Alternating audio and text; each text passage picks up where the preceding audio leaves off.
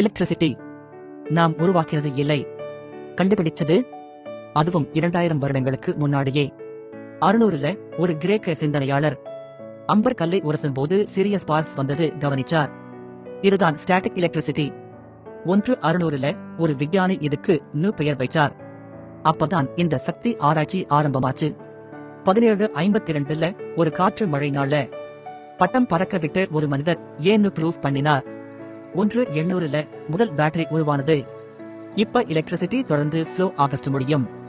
அதுதான் பின்னாடி magnets use பண்ணி எலக்ட்ரிசிட்டி ஜெனரேட் பண்ணலாம்னு கண்டுபிடிச்சாங்க. இதுதான் பவர்க்கு அடிப்படை.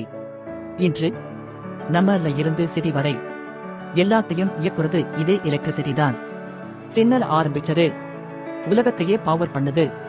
எலக்ட்ரிசிட்டி இல்லாம ஒரு நாள் கூட வாழ முடியுமா? உங்களுக்கு தெரியாத ஃபேக்ட்ஸ் வேண்டுமா? கீழே காமெண்ட் போடுங்க and subscribe Mile Tree.